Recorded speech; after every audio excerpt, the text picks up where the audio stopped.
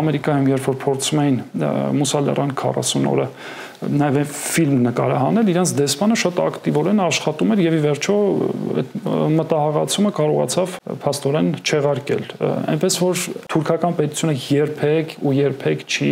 դադարել շղթել հայոց ցեղասպանությունը։ Մեր հետքերը այնպես է ոչնչացվել, որ անգամ այդ անցյալը ոչ թե մենք մոռացության հետ գործ ունենք, մենք բացակայության հետ գործ ունենք։ Գիտեք, դա է զմաբացել, բացակայությունը։ Տուրիստական ընկերությունները, որ գնում են, ասենք, մի տան մեջ մի խաչքարի կտոր են բանանում կամ կիսավեր մի քանի եկեղեցի կա կամ բան, դա իրականում շատ քիչ բան ասում թե հայերի ներկայության մասին։ Այս մեր ամբողջ պատմության մեջ, այս հայերի իրենց վերստեղծման պատմության մեջ մի կերպար կա, որը շատ հաճախ անտեսված է մեր Ղրիմյան հայրիկի դերը։ Ղրիմյան հայրիկին, որ հիմա հիշում ենք, խոսում ենք, առաջի բանը, որ ասոցացնում ենք, երևի այդ Թղթե Շերեփի պատմությունն է, այդ Բերլինի կոնգրես, այսքոմ, որը իրականում նա ավելի խոշոր կերպար է, քան թե Թղթե Շերեփի այդ մետաֆորը, որ կա, եւ մենք ցավոք անտեսել եւ ինչ որ տեղով մոռացության ենք մատնել այդ մարդու ժառանգությունը։ Գևորգ, բարև։ Շնորհակալ եմ, որ հյուրես եկել մեզ։ Այսօր թերևս ծանր թեմայից ենք խոսելու, բայց կարծում եմ շատ կարևոր է եւ անհրաժեշտ է այսօր թեման շատ ավելի լուսաբանել, խոսել, խոսքը հայոց ցեղասպանության մասին է։ Հիմա շատերը կմտածեն, որ այդ թեմային անդրադարձ իսկապես շատ է եղել, բայց իսկ մենք կան դրույթներ, որոնց մասին ամեն դեպքում այդքան շատ չի խոսվել եւ այսօր կփորձենք դրանց մասին հենց խոսել, բայց սկզբում ուզում եմ մի ուրիշ հարց տալ, այլ ինքը եւ էմոցիոնալ առումով եւ ընդհանրապես դժվար թեմա է, ինչպես դու որոշեցիր զբաղվել այդ թեմայով։ Շնորհակալություն։ Իմ ուղին էս գիտություն եւ ընդհանրապես ցեղասպանության ուսումնասիրություն սկսվեց 2008 թվականին, երբ համալսարանը ավարտելուց հետո ընդունվեցի հայոց ցեղասպանության թանգարանիստի ասպիրանտուրան գիտությունների ազգային ակադեմիայի եւ այսպես սկսվեց դա մի հրաշալի միջավայր էր ակադեմիական աճի, մասնագիտական աճի համար։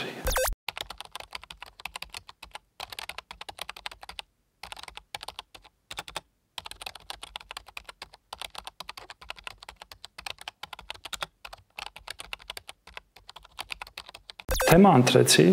որը հույների կոտորածներն էր եւ որը նաեւ միջոց էր իմ համար հայոց ցեղասպանությունը ավելի լավ հասկանալու համար, որովհետեւ կոտորածները տեղահանությունները տեղի են ունեցել գրեթե միևնույն ժամանակ եւ այդպես սկսվեց իմ գիտական նույն ռեժիմի կողմից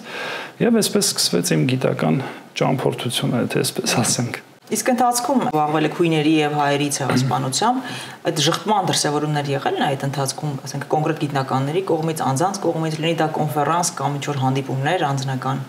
Ժխտումը ընդհանրապես միշտ ուղեկցում է հայոց ցեղասպանության ուսումնասիրությանը, բայց երևի նախորդ հարցը շարունակեմ, ավարտեմ։ Պետք է նշել, որ հույների թեման ինքը բավական հետաքրքիր էր այն առումով, որ ընդհանրապես ուսումնասիրված չէր Հայաստանում հայկական պատմագիտության կողմից եւ ես սկսեցի ուսումնասիրել, կարելի ասել զրոյից 3 տարի անց տեխնացուականս պատրաստ էր, եւս 1 տարի եւ այն վերածեցի գրքի։ Ինքը հենց իրենով արդեն որոշակի ներդրում էր ժխտողականության դեմ պայքարում, որովհետեւ իմ գիրքը նաեւ դարձավ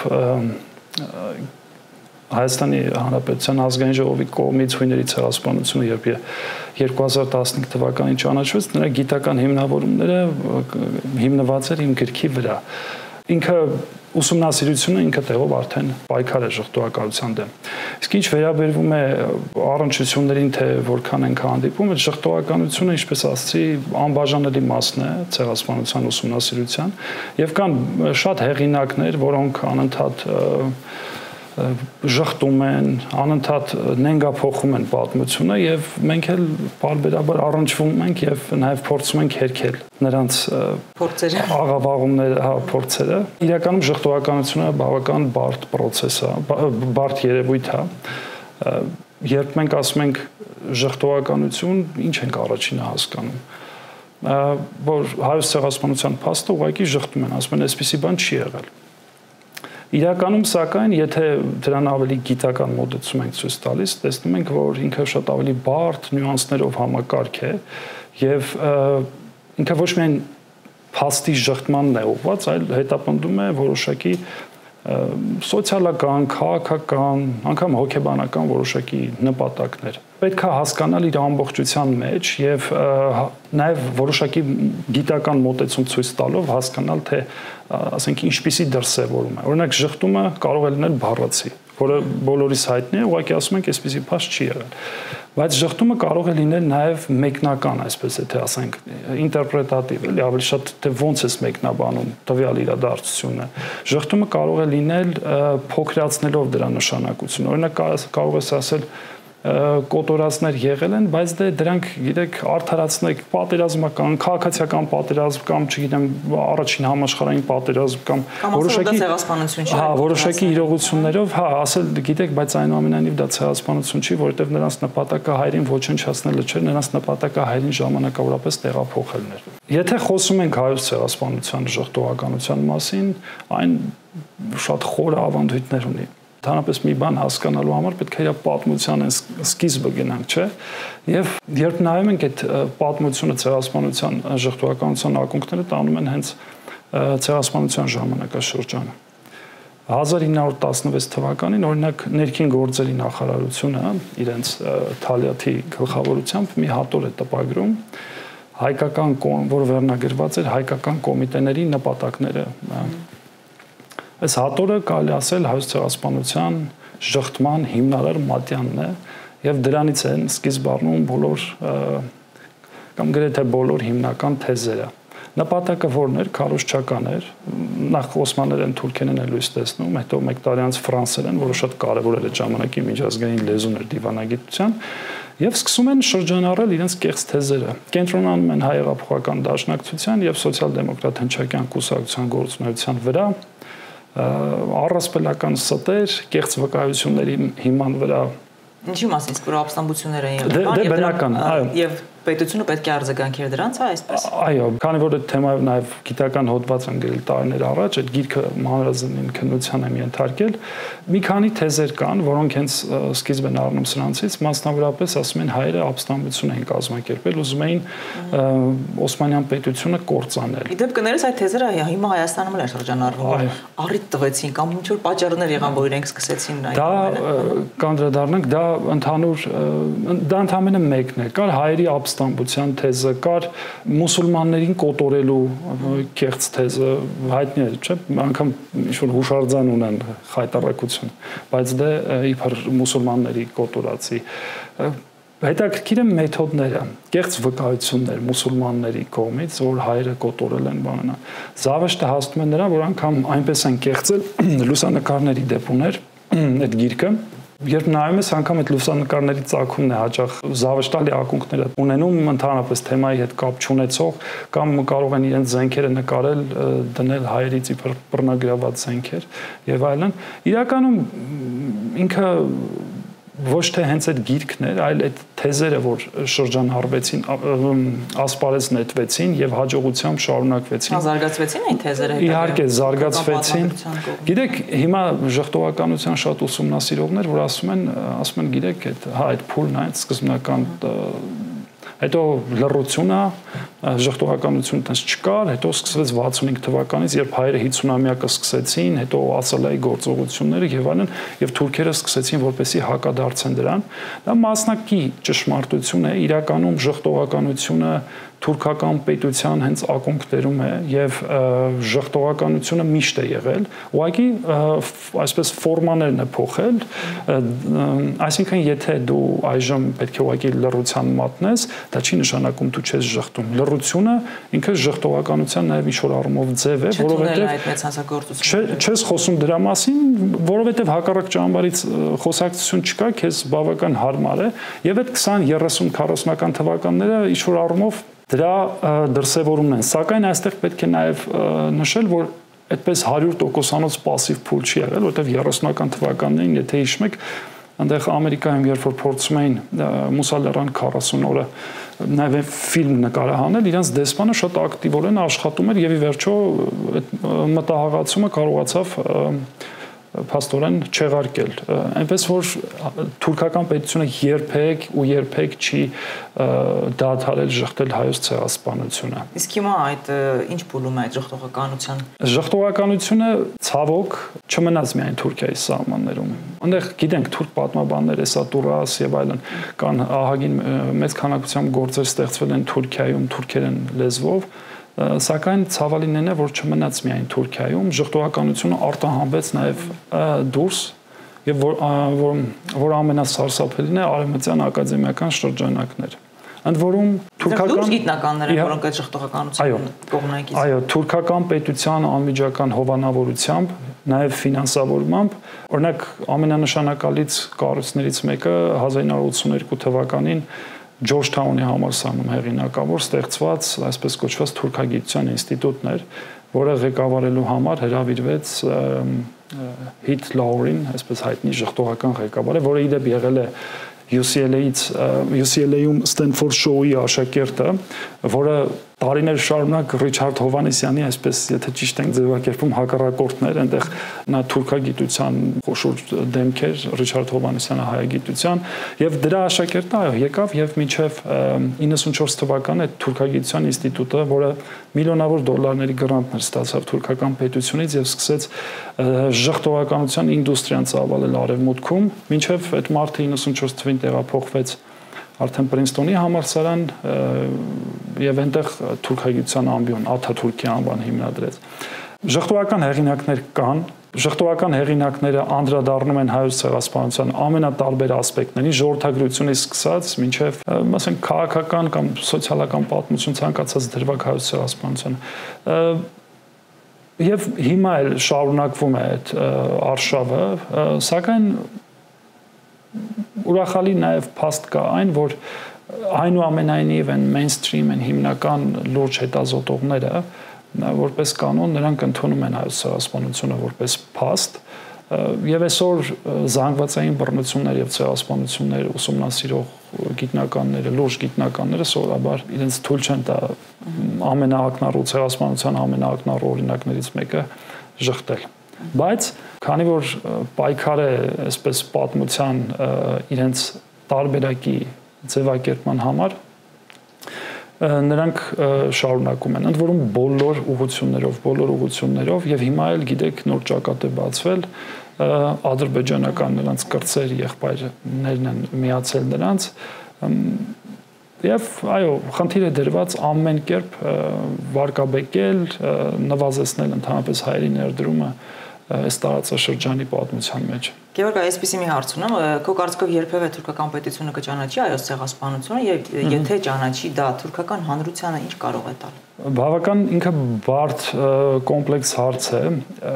Տեսեք, հիմա եթե ես ասեմ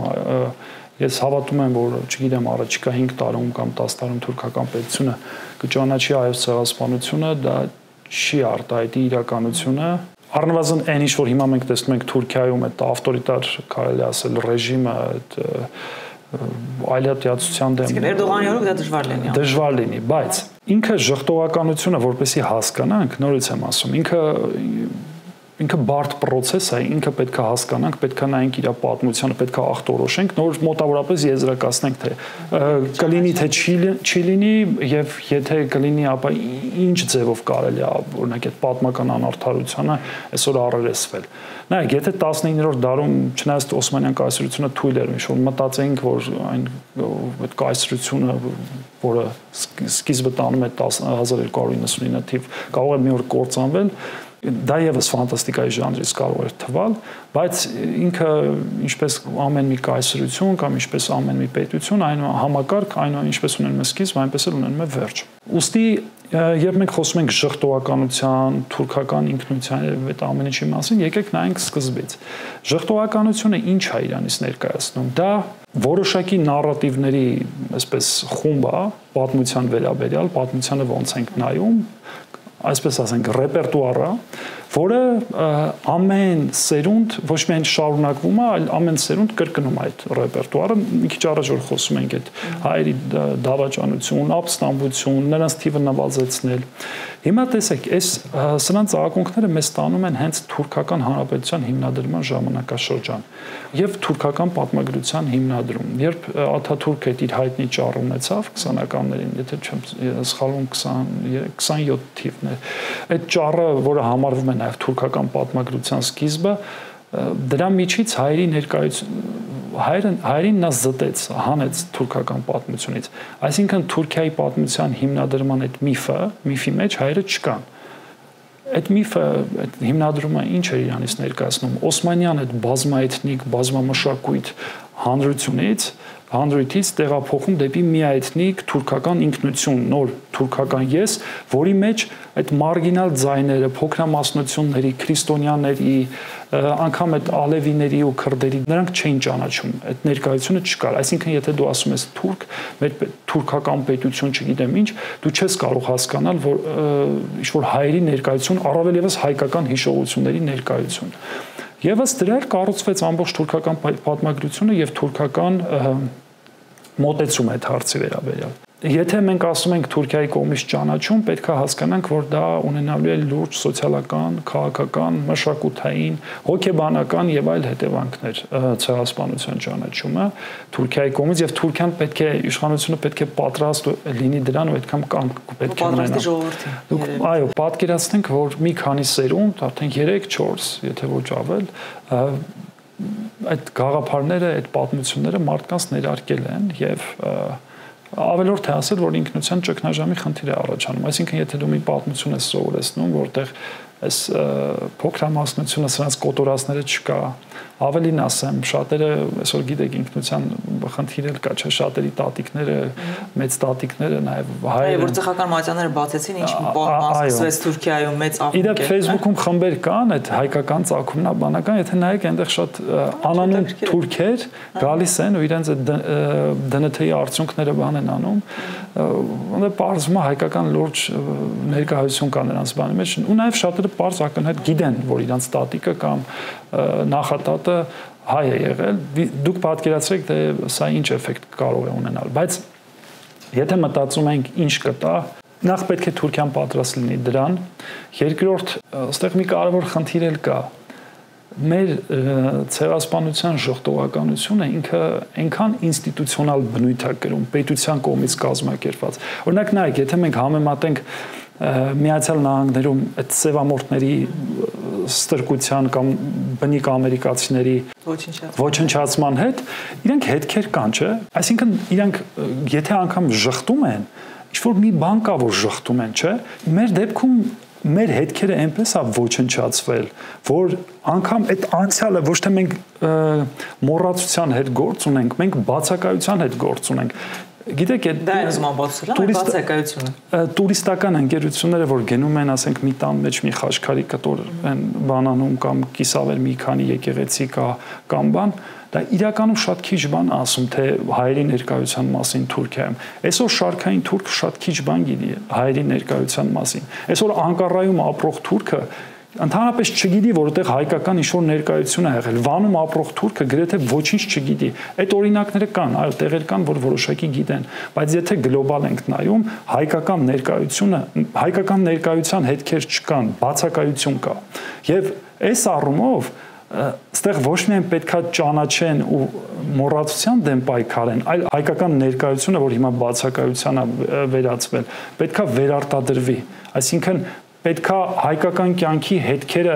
վերադարձվեն։ Այդ ոնց կարող արվի։ Հետաքրքիր հարց բարձրացրեցիք, Գևորգ, օրինակ մեր հանրությունն էլ շատ չգիտի, թե ովքեր էին հայերը 21-րդ դարի օրինակ 21-րդ դարի սկզբին Թուրքիայում։ Ինչ էին իրենցից ներկայացնում, ինչ քանակի էին մոտավորապես։ Համառոտ, ես գիտեմ, որ դա շատ լայն թեմա է, բայց հիմա համառոտ մի հատ ներկայացնենք 20-րդ դարի սկզբի հայերը Օսմանյան կայսրությունում, այսպես։ Ընդհանուր ինքնության ընդհանուր եւ ինքնության պահով եւ ասենք որտեղ էին մոտավորապես բնակվում եւ ինչ ռեսուրսներ ունեին, էլ այսպես ասենք։ Լավ հարց էր, հա, մենք հաճախ տեսնում ենք այդ ուրիշի դեֆեկտները, նաեւ խնդիրները մենք մերը չենք տեսնում, այո։ Օսմանյան կայսրությունում հայերը 19-րդ դարի վերջին 20-րդ դարասկզբին փոքրամասնություն էին, այսպես ասենք, բայց դու այդքան փոքր չէին թերևս։ Այդքան փոքր չէին, այո, իհարկե թվերը տարբեր են, մինչև 2.5 միլիոն է գնահատվում, այնտեղ 2-ից 2.5 տարբեր մասնակիցներ։ Իսկ թուրքերը այդ ժամանակ ինչքան էին մոտավոր։ Ընդհանուր կայսրության բնակչության թիվը ավելի քան 10 միլիոն էր, 10 քանի թիվը կոնկրետ հիմա չեմ հիշում։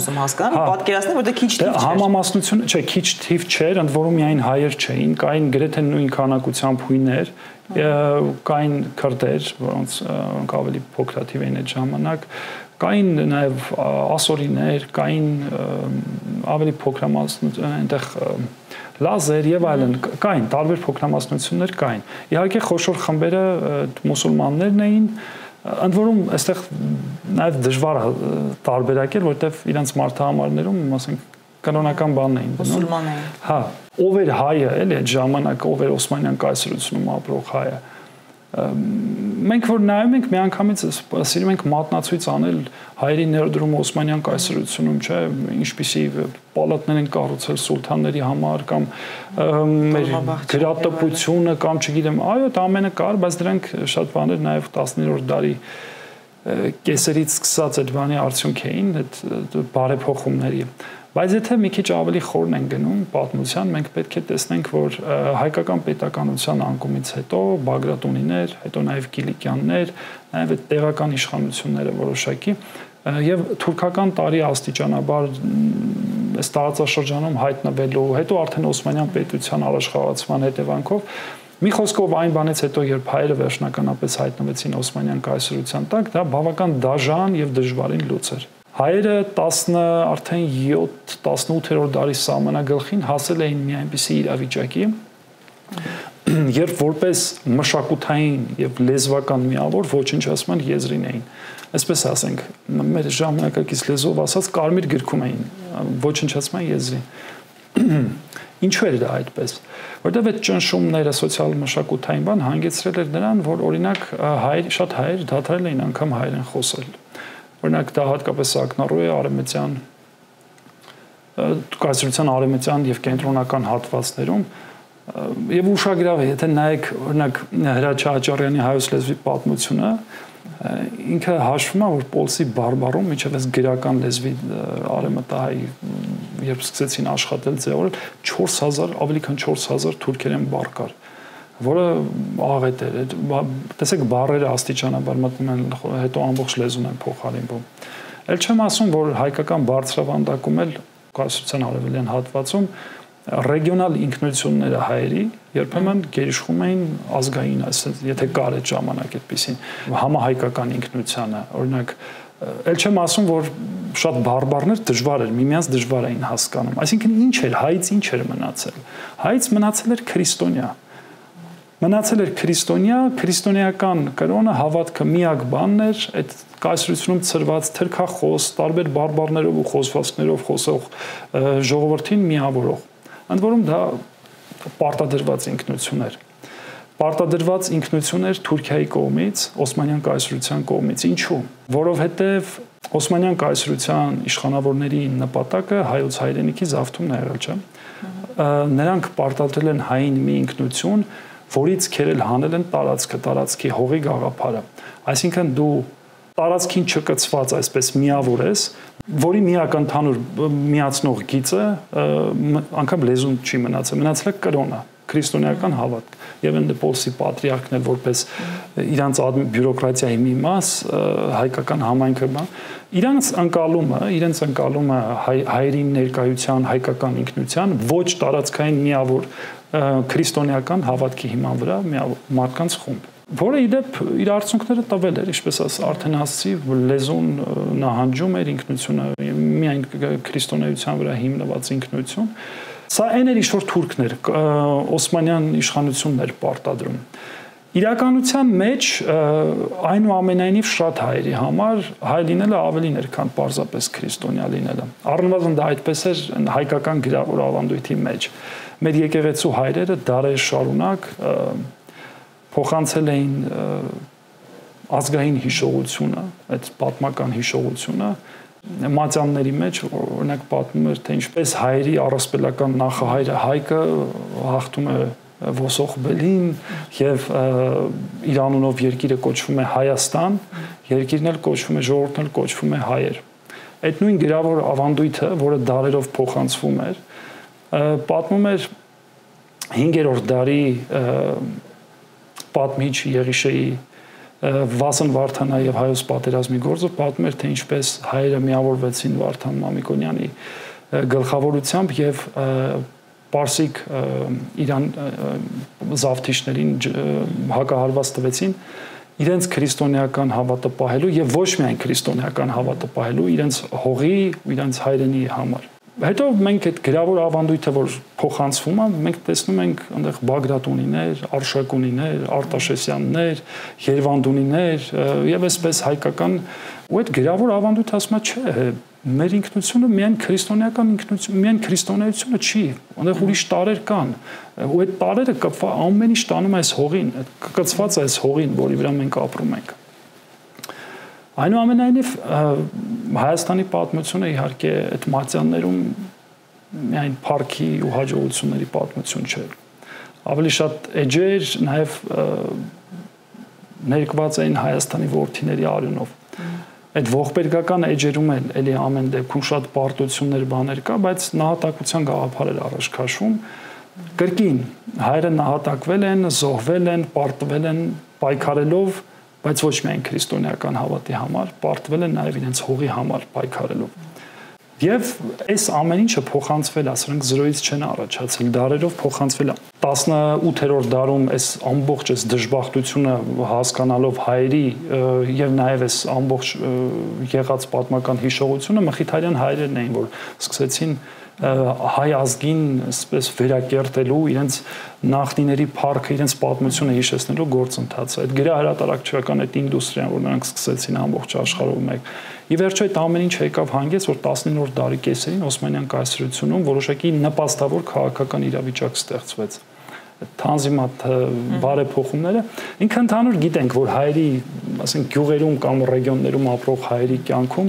մեծ հաշվով այդտենց նկատելի փոփոխություններ չբերեց իրավական առումով, բայց այդ ազատությունը հնարավորություն տվեց, որ շատ հայեր սոցիալ մշակութային ինչ-որ վերածնունդ ապրեն։ Զարթոնքը 19-րդ դարի կեսերից սկսած դրա արդյունքները։ Եվ հայերը սկսեցին վերագտնել, վերստեղծել իրենց ինքնությունը։ Ինչն էր գլխավոր խնդիրը, ոնց որ Ռաֆին էր ասում, հայ լինելը միայն քրիստոնեական հավատը չէ, որ կարևոր է իհարկե, հայը տրադիցիաներն են, հայը լեզուն է, հայը բանն այդ հիշողությունն է։ Իսկ թուրքերը դրա մեջ վտանգ չտեսան։ Եվ հայը տարածքն է։ Թուրքերը դրա մեջ վտանգ տեսան, հիմա կհասնենք դրան, բայց այստեղ մի կարևոր բան էլ կցանկանայի նշել։ Այս մեր ամբողջ պատմության մեջ, այս հայերի իրենց վերստեղծման պատմության մեջ մի կերպար կա, որը շատ հաճախ անտեսված է մեր Խրիմյան հայրիկի դերը։ Խրիմյան հայրիկին, որ հիմա հիշում ենք, խոսում ենք, առաջի բանը, որ ասոցացնում ենք, երևի հայ Թղթեշերեփի պատմությունն է, այդ Բերլինի կոնգրես, այս կոմ, որը իրականում նա ավելի խոշոր կերպար է, քան թե Թղթեշերեփի այդ մետաֆորը, որ կա, եւ մենք ցավոք անտեսել եւ ինչ որ տեղով մոռացան ենք մատնել այդ մարդու ժառանգությունը։ Ընդհանրապես հնարավոր չի Օսմանյան կայսրությունում հայ մասին գաղափար կազմել առանց կարդալու ընդհանրապես ուսումնասիրելու այս մարդու ժառանգությունը։ Խրիմյան հայրիկը ինքը վանահայր էր, եկեղեցու հայր էր, որը Վարագավանքում էր, այնտեղ հիմնեց Վանի շրջանում ժառանգավորած վարժարանը, սերունդ էր կրթում, արծվի վասպուրական թերթներ հրատարակում։ Ինչ էր անում այդ մարդը։ Բացի այն, որ ինքը եղել է Պոլսի պատրիարք, ամենայն հայոց կաթողիկոս, ինքը հայրենասեր եւ իր հողին տեր կանգնող սերունդ էր դաստիարակում։ Նա իր թերթերում, իր գործերում փորձում էր ամեն ինչ կենտրոնացնում էր հողի վրա։ Նա հայերի հողը ներկայացնում էր բերի, ներկայացնում էր հին, ներկայացնում էր նաև ինչ էր անում, նա փորձում էր այն ինչ որ Օսմանյան պետությունը մեզ պարտադրել էր մեր ինքնությունը, դրա հակառակն էր անում։ Այսինքն մեր ինքնության մեջ վերադարձնում էր հողը, հողի գաղափարը, հայրենիքի գաղափարը։ Հայկական հողը ներկայացնում էր հին, որովհետև հայկական հողի վրա էին մարտնչել, հայկական հողի վրա էին հայերը կռվել եւ այդ հողի հետ իրանք երկար պատմություն ունեին։ Սուրբ էր, որովհետեւ այդ հողի վրա այուն էր թափվել եւ այդ հողի նշանակությունը ոնց որ ավելի էր մեծացել։ Այսինքն քո պատմությունը, քո նախնիների պատմությունը ամբողջությամբ կապված էր այդ հողի հետ։ Եվ բերի էր այդ հողը, բերի էր ներկայացնում։ Ինքը այդ ժամանակ էլ խնդիր կար։ Այս մեր իրապես սա երևի մեր ազգին բնորոշ ամենամեծ խնդիրներից մեկն է, ու ինքը այն եզակի մտավորականներից էր, որ դա հասկացել էր։ Հայերի մեջ շարունակ եղել է հողի նկատմամբ ոչ հարգալից վերաբերմունք, այսինքն շատերը պանդխտության էին մեկնում, շատերը թողնում էին հայրենի տները եւ այլն։ Ինքը ասում էր ձեր բարեկեցությունը, ձեր ապագան այստեղ է, այս հողի մեջ է։ Այս հողը բարեբեր է, այս հողը բերի է, այս հողը լավն է։ Գտեք այստեղ Պոլսում բանդխտություն անելով կամ Ռուսաստանում բանդխտություն անելով կամ Ամերիկա գնալով դուք ձեր հարցը չեք լուծում։ Ինքը փաստորեն ինչ էր անում, էլի հողի ներկայացում մարդուն։ Եվ մի հատ աշխատանք ունի պապիկը եւ թորնիկը, որը կարծում եմ պետք է ամեն հայի, այսպես ասած, սեղանի գիրքը լինի։ Այդ գիրքը տալիս էր բանաձև եւ լավ մարդ լինելու եւ հանրության, հասարակության, պետության, ազգի մասնիկ լինելու համար։ Ինչ էր նա սովորեցնում։ Նա սովորեցնում էր բարություն, եղբայրասիրություն, մեծերի նկատմամբ հարգանք, առաքինի հատկանիշներ, ասենք, չգիտեմ, զսպվածություն եւ նա կոչ էր անում բոլորին ներդրում ունենալ այդ ազգային ժողովրդի բարեկեցության մեջ, բայց այդ գրքի ամենակարևոր կետն այն էր, որ նա դա սիմվոլիկ, այսպես ալեգորիա էր ավելի շուտ, այլաբանություն էր, պապիկը խրատներ է տալիս թորնիկին, պապիկի դերում երևի ինքն էր, թորնիկի դերում հայ ժողովուրդն էր, եւ ասում էր ինչ էլ որ պատահի քո հայրենատուր հողից մի բաժանվիր։ Ասում այդ հողը դու կարող ես անմշակ թողնել, դու կարող ես ոչ բան թողնել, դա սխալ է։ Այդ դրա արդյունքում դու այդ հողը կորցնում ես։ Միշտ մեկը կհայտնվի, կգա այդ հողը կմշակի, այդ հողին կտիրանա։ Այդ հողը պետքա ոնց որ քո տունը, ոնց որ քեզ է սպահում, այդ տունը պետքա պահես բարեկարգ, այդ հողը պետքա մշակես։ Ասում է մեր ապուշությունն ու մեր տգիտությունը Ամերիկայից չի գալիս։ Հենց այդպես էլ ասում է։ Ասում եմ մեր տան դիմացի աղբը եթե մենք չենք հավաքում, եթե մենք հողը չենք մշակում մեր ու ուրիշտեղ ենք բաներ փնտրում, դրանում միայն մենք ենք մեղավոր։ Եվ հենց ինքն էր, որ այդ պայքարը տանում էր թուրքական, եւ ինքը սիմվոլ էր նաեւ, ինչու եմ ես իր օրինակը բերում, որ մեր ինքնության այդ տրանսֆորմացիաները, որ այդ փուլում լինում են, իհարկե ոչ բոլորն են այդպես խորությամբ գիտակցում, բայց հայերը ուզում էին Օսմանյան կայսրությունում ապահով ապրել։ Նրանք անկախության չէին ձգտում իդեպ։ Ինչպես ապստամբություններ չէին նրանք ապստամբություններ չէին անում, նրանք փորձում էին ինքնապաշտպանվել երբեմն, որովհետև հաճախ դա էլ որ չլիներ ուղղակի անտանելի էր դառնում սեփական արժանապատվությունը կամ սեփական ունեցվածքը պահելու համար, ասենք, դիմադրել դա ապստամբություն չի։ Եվ իսկ հայերի ինքնությունը ցեղասպանությունից հետո ինչ փոփոխություններ կրեց։ Եվ հետաքրքիր ուզում այսօրվա ինքնությունից էլ խոսենք, այսօր պատերազմից հետո այսօր էլ փոփոխություններ ու տեսնում եք հայ ինքնության մեջ, եւ արդյոք այդ ինքնության փոփոխությունները բնական են ժողովուրդների մոտ, ոչ միայն հայերի, քո կարծիքով։ Բավական բարդ հարց է եւ տեսեք, ցեղասպանությունը ինքը որ տեղի ունեցավ, շատ հայեր կոտորվեցին, այնտեղ կան նաեւ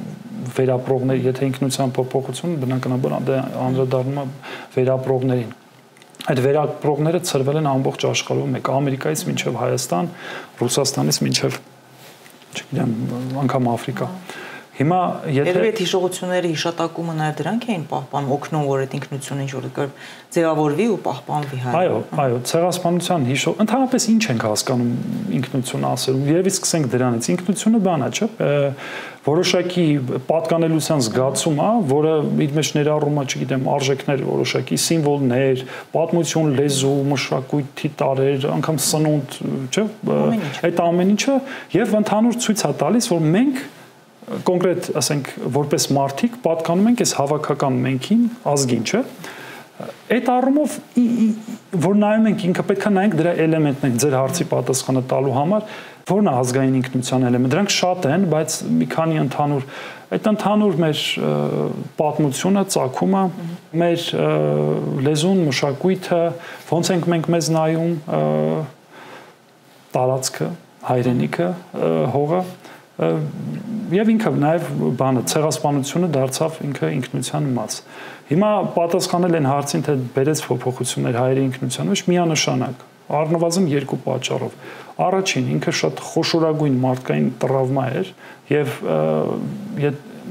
կախված է նրանից նաև նայում ենք թե անհատական թե կոլեկտիվ մակարդակում։ Անհատական մակարդակում նա հայերի մեծամասնությանը անձնապես շոշափում էր նրանց, ասենք ընտանիքի անդամ էին կորցնում, ամբողջ ընտանիքն էին կորցնում, նախնիներին էին կորցնում, տունն էին կորցնում։ Դա տրավմա էր։ Եվ նրանց այդ առումով եթե նայում ենք թե ինչ ազդեցություն է թողել, առաջին շատերի դեպքում դա հետ տրավմատիկ բան այդ բանն առաջացրել, շատերը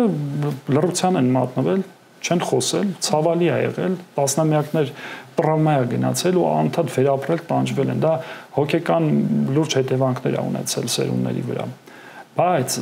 հիշողությունը ամբողջությամբ բացատրել դրանով ճիշտ չէ, որովհետև ինքը եթե ինքնությունը կապված է հիշողության հետ, եթե խոսում ենք ինչ հետևանքներ է թողել, պետք է նշենք, որ այն հարվածել է հայկական ինքնության ամենակարևոր էլեմենտներից մեկին։ Ցեղասպանության հետևանքով ինչ են կարել։ Հող են չէ կորցրել, հայրենիք են կորցրել։ Ու մեր ուզում էի խոսենք առանձին ցեղասպանության հետևանքների մասին եւ դրանցից ամենասարսափելին երևի թե հայրենիքի կորուստներ։ Հայրենիքի կորուստն է, այո, եւ եթե մենք նայում ենք հետ ցեղասպանական հայկական տարբեր համայնքների պատմությանը, հայրենիքի գաղափարը գրեթե միշտ եւ գրեթե ամենուր կենտրոնական դեր է կատարել։ Մի կարող եմ օրինակներով այսպես ցույց տալ։ Օրինակ հիմա մենք որ վարչական շրջանում ենք։ Արաբկիր։ Արաբկիրը երբ է հիմնադրվել 1920-ական թվականին, ոնց է հիմնադրումը տեղի ունեցել։ 23 թվականին Նյու Յորքում, Մանհեթենում մի խումբ արաբկիրցիներ, հին արաբկիրը հավաքվում են, իրենց հայրենակցական միությունն է։ Լոզանի կոնֆերանսի, Լոզանի պայմանագրի ստորագրումից ամիսներ անց նոր իրավիճակ է ստեղծվել, ասում են, իրենք հենց հույսեր ունեին, որ կարող է վերադառնան հայրենիք, պատմական հայրենիք։ Ասում են Լոզանի պայմանագիրը վերադարձի ոչ մի հույս չթողեց, ինչ ենք անելու։ Մենք ունենք հայրենակիցներ, սոված ծարավ Հայաստանում, Մերձավոր Արևելքի տարբեր երկրներում կամ դեռևս բան Թուրքիայում մնացած դեռ։ Որոշում են Հայաստանում ավան հիմնադրեն, գյուղ, քաղաք, մի բան հիմնադրեն եւ բոլոր արաբկիրցիներին հավաքել այդտեղ։ Այդտենց հայրենակցական միության երկու ներկայացուցիչ ուղարկում են խորհրդային Հայաստան, գալիս կառավարության այդ բանակցումը սովետական իշխանությունները իրենց օգուտներ ունեին։ Այդ ռազմական կոմունիզմից հյուծված Հայաստան, պատկերացրեք, այդ նեպը սկսվել էր, իրենց պետք էր հնարավորինս շատ միջոցներ ներգրավել, հետո որ ինդուստրիալիզացիայի համար էր պետք, կարելի ասել անցա էր։ Շատ կարճ ժամանակում համաձայնության են գալիս ու սկսում են։ Հետո արաբկիրը իհարկե ընդլայնվում է, մեծանում է։ Հիմա տեսեք, հիշողությունը ոնց է ապրում։ Տասնամյակներ շարունակ ասել են արաբկիր, չէ՞։ Արաբկիր ասելով այդ անվանակոչության շնորհիվ հայերը անգամ սովետական միության մեջ իրանց հանրային տիրույթում, հանրային խոսույթում անուղակի միջնորդավորված ձևով ցեղասպանության հիշողությունն են պահպանել։ Խարբերտ Մալացիա։ Ու այո, շատ ճիշտ է, շարունակվեց։ Մալացիա, Խարբերտ, չգիտեմ, Սեբաստիան։ Երևանի կեսը երևի այդ անուններով տարբեր անվանակ ու ոչ միայն Երևանում այնտեղ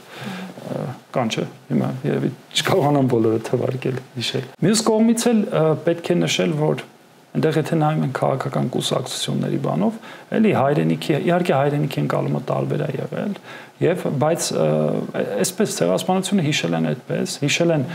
պատմական արդարությունը վերականգնելու համար պայքարը գնացել տասնամյակներ շարունակ։ Հավատացել են այդ պատմական արդարության վերականգնմանը։ Այո, հավատացել են եւ այդ հավատքն է դրդել օրինակ այդ տարբեր հայրենակցական միություններում Միացյալ Նահանգներում որպես առաջի սերունդի գաղթական օրինակ գործարաններում դաժանակիր աշխատանք անելուց հետո այդ ստացված դոլարներից մի որոշ տոկոս նվիրաբերել հայկական համազգային բանի։ Ու այսօր նաեւ Երևանում շատ բաներ այդ թե ոնց է ցեղասպանության հիշողությունը աշխատել, դրա արդյունքն է նաեւ այդ ֆինանսավորումները, որ արել են իրանք ներդրումներ ունեցել են։ Գեորգ, իսկ կան հայոց ցեղասպանության ոլորտում, չգիտեմ, ճյուղեր կամ ինչ որ դրույթներ, որոնք քիչ ուսումնասիրված են եւ որոնք քո կարծիքով այսօր հատկապես կարեւոր են։ Տեսեք, հիմնական մեր հետազոտությունները շատ կենտրոնացված են բուն ցեղասպանական process-ի վրա, հատկապես այդ Օսմանագետ հեղինակները իշքամնա Օսմանյան արխիվները նայեն, փաստաթղթեր հիմա վրա հոդվածներ։ Իսկ որքանով են ուսումնասիրված Օսմանյան արխիվները։ Դե այնտեղ գիտենք, որ ահագին իրանք մաքրել են, բայց ինչ-որ բաներ միջև հիմա էլ գտնում են, գրքեր հրատարակում են։ Ուսումնասիրության ուղղություններ, որ նայենք, կան տարբեր ուղղություններ, օրինակ հիշողությունը, հետ ցեղասպանական, օրինակ հայկական համայնքները։ Ես օրինակ այդ ուղղությամբ գնացի եւ մենք ասում ենք ցեղասպանության հիշողություն, ոնց ենք հիշել ապրիլի 24-ից կոմենկոմ, բայց որ նայում ենք ամեն ինչ տանում 65 թվականից առաջ մեծ հաշվով չգիտենք ինչ է տեղի ունեցել։ Այդ արանքում չգիտենք ինչև այդ ինչ է։ Ես դոկտորական աշխատանք գրեցի ու դա կենտրոնացա միայն ամերիկահայերի օրինակով եւ ցույց էի տալիս թե ոնց են կոնկրետ իհարկե խնդիր կա այդտեղ մեր ցեղասպանագիտությունը ընդհանրապես հատկապես սփյուռքյան եւ նաեւ հայաստանյան ինքը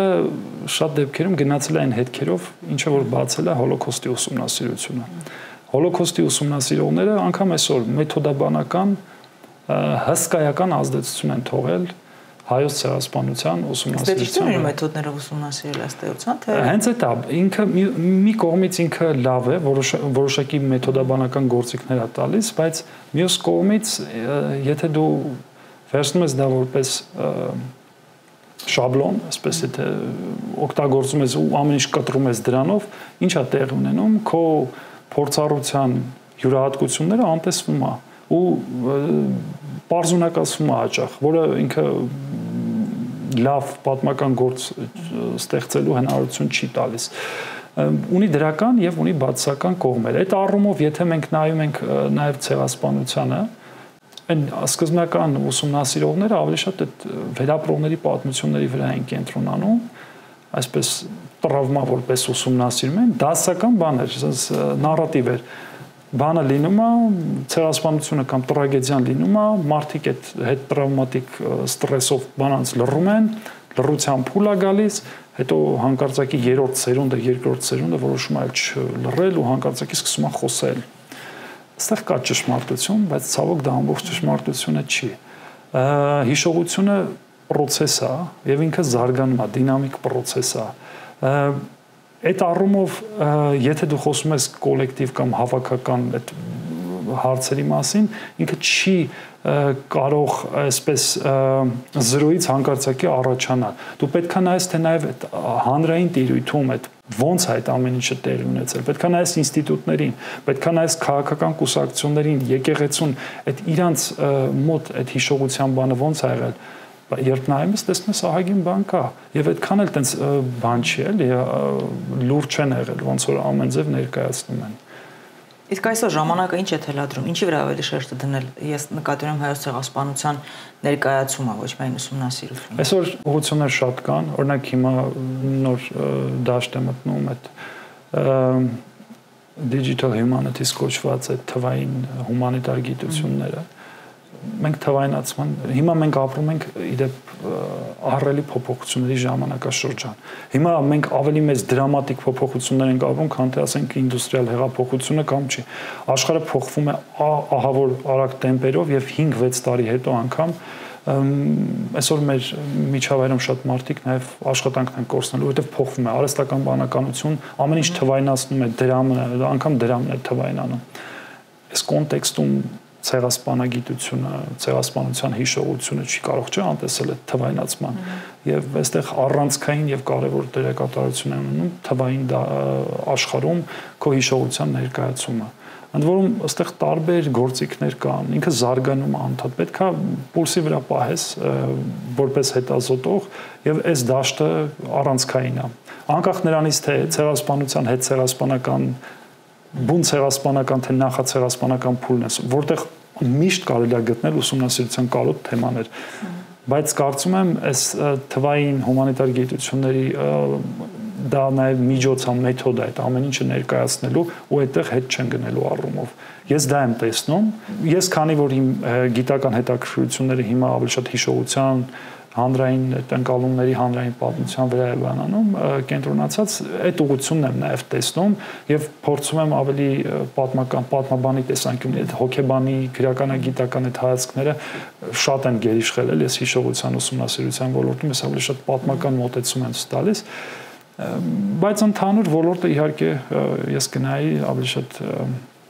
թե աշխարհը ոնց է ուր է գնում եւ այդ թվայնացման բանի տեսանկյունից։ Այդ հարցը նաեւ գիտես ինչի եմ տալիս, որովհետեւ հիմա շատ ենք չէ լսում այդ հերիք եւ ողբակ, այդ ողբի պատմությունը, չգիտեմ ինչ բան, այսպես է ներկայացնում, չգիտեմ դարաշրջանի ամենամեծ հանցագործությունը ըստ էության, եւ չեն էլ գիտակցում ըստ էության դա ինչ էր եւ ինչու եղավ։ Ինչու եղավ հայոց ցեղասպանությունը հիմա այսպես գիտեմ, որ շատ ծավալուն է թերևս պատասխանը, բայց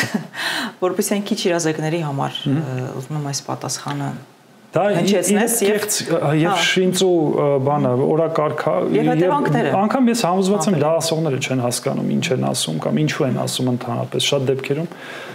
Չեմ կարծում որ լուրջ մարդասի ամեն դեպքում ուզում եմ խոսենք այդ Ցեղասպանությունը գիտեք հիմա այսպես շատ པարզ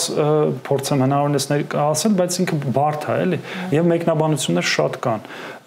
գիտնականներ կան չգիտեմ թուրքական ազգայնականության վրա է շեշտը դնում գիտնական կա իմպերիալիստական այդ բաների վրա է դնում գիտնական կա պատահականություն ասում կարող է եւ չլիներ ցեղասպանությունը որոշակի գործոններ եկան միավորվեցին շատ բաներ կա բայց իմ կարծիքով տեսեք Եթե պարզ հնարավորինս պարզ այդ բոլոր տեսությունները նաև ընդունելով ամեն տեսության հետևով հսկայական գրականություն կա լուրջ գրականություն Կար որոշակի Օսմանյան կայսրության ապագայի վերաբերյալ տեսակետների տարբերություն Հայերը ասում են մենք ուզում ենք ապահով ապրենք մենք ձեզնից անկախություն չենք ուզում մենք ուզում ենք մեր հայրենիքին կծված մնալ մենք ուզում ենք ասենք Վանում ապրել մենք ուզում ենք Մուշում ապրել Բայց մենք չենք ուզում դուք մեզ անընդհատ մեր հայ լինելու համար ճնշեք մենք չենք ուզում մեզ կրկնակի հարկեք մեզ չենք ուզում որ մեզ հիծեք մենք իրավունք ենք ուզում ենք մի քիչ ապակենտրոնացում ուզում ենք որոշակի ինքնավարություն մենք մեր մշակութային կյանքը մենք կազմակերպենք բայց ձեր պետության մասն ենք կազմում մենք ազատության անկախության չենք ձգտում անկախ պետություն չենք կառուցում եւ թվում է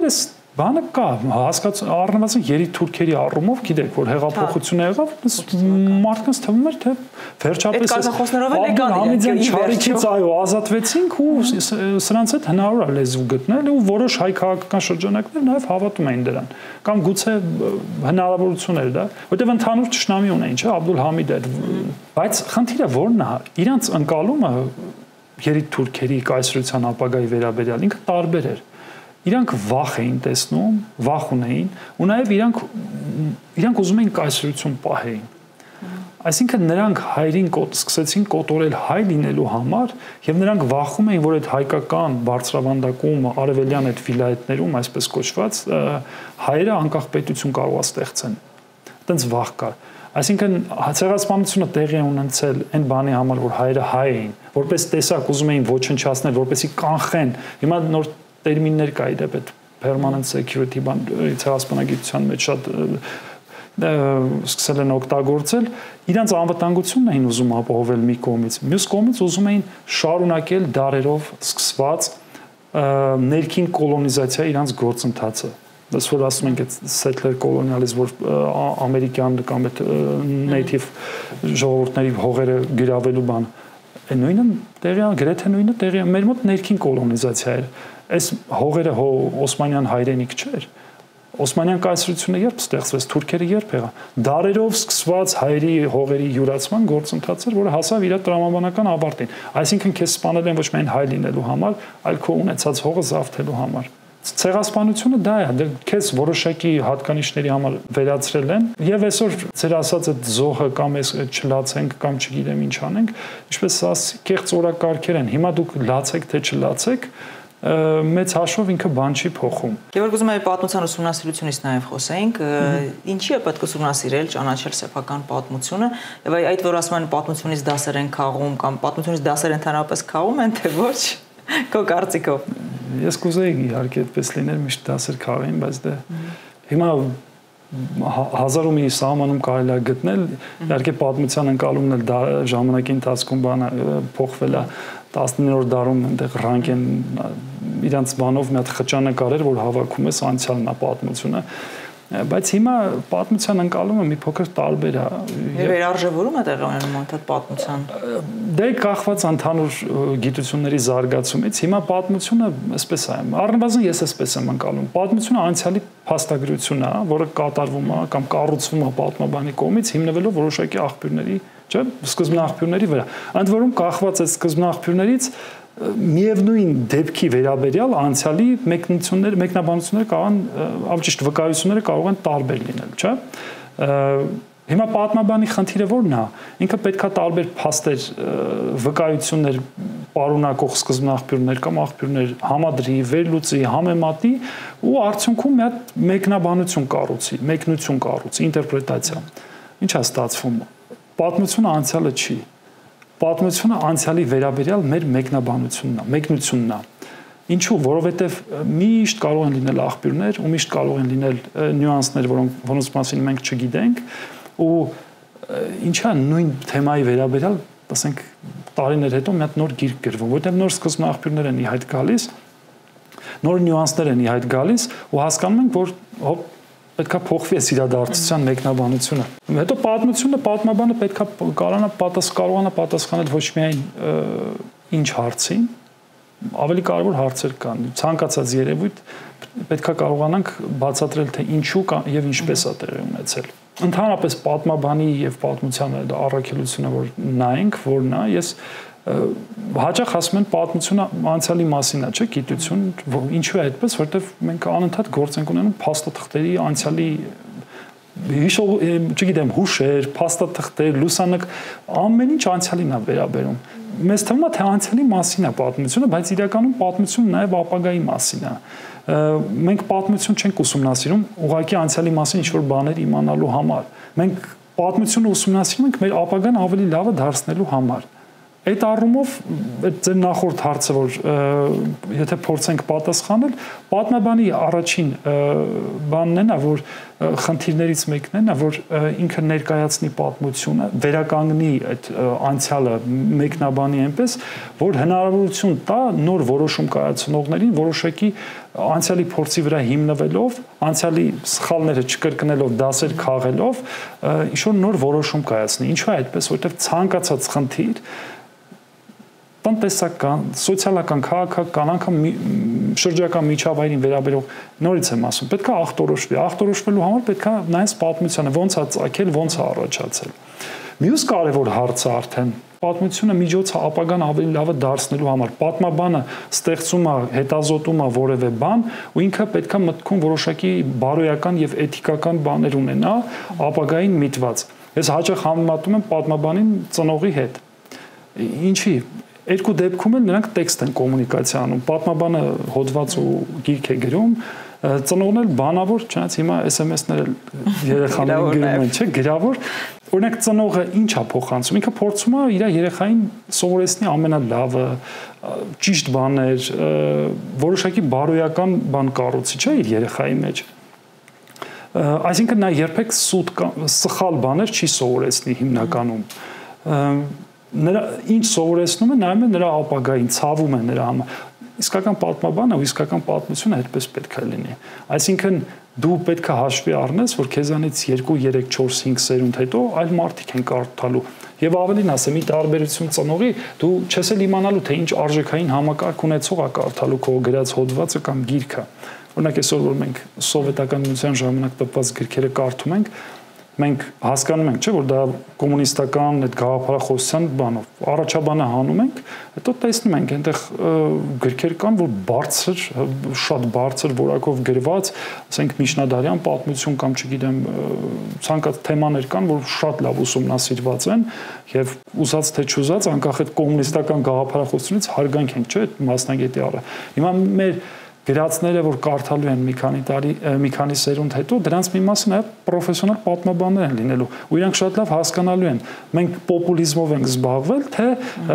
գիտականության օրենքները, կանոնները պահելով փորձել ենք մեր հնարավորություններին համապատասխան մեկնաբանել։ Այդ է իմ կարծիքով պատմաբանները ու պատմությունը ինքը ստեղծում է կամ պատմաբանները իրանք մոտ երևակայական համայնքի անդամներ են, այսպես, որոնք աշխատում են ավելի մարդկությանը ավելի լավ ապագա տալու համար մատնացույց անելով անցյալի փորձ։ Գեորգ, թեման շատ հետաքրքիր եւ շատ ծավալուն է, բայց երևի թե անցնենք արդեն բլից հարցերին։ Եթե ձեր կյանքի քո կյանքի հիմա վրա ֆիլմ նկարահանվեր, ինչ ժանրի ֆիլմ կլիներ։ Դժվար հարց։ Ես երևի կդժվարանամ որևէ կոնկրետ ժանր նշել, ավելի ճիշտ մի ժանրային կլիներ, մի քանի ժանրի բաներ միքս կլիներ։ Կլիներ դրամա, կլիներ կենսագրություն ու արկած։ Այդ երեքն էլ կլիներ ինձ թվում է։ Այո։ Հնարավորություն ունես մեկին վերակենդանացնելու, ում կվերակենդանացնեիր։ Հայրիկիս եւ տատիկիս։ Արցախում երբ ես եղել վերջին անգամ։ Կարծեմ 2011 թվականն էր, այո։ 2020-ին նախատեսել ենք լինել, սակայն ստացվեց։ Այս պատմական որ ժամանակաշրջանը կուզեիր տեսնել անձամբ։ Ինձ թվում է հենց այս մեր օրերը, որովհետև ինչպես ասացի, շատ մեծ դրամատիկ փոփոխություններ ենք հիմա ապրում, եւ կարծում եմ ինքը իրեն ամենահետաքրքիր փուլն է, ու նաեւ քանի որ չգիտենք ապագայում ինչ է լինելու, դա նաեւ հետաքրքրություն է մտցնում։ Ինչ ասել եք ես համար գեղեցկություն հայկական ձևով։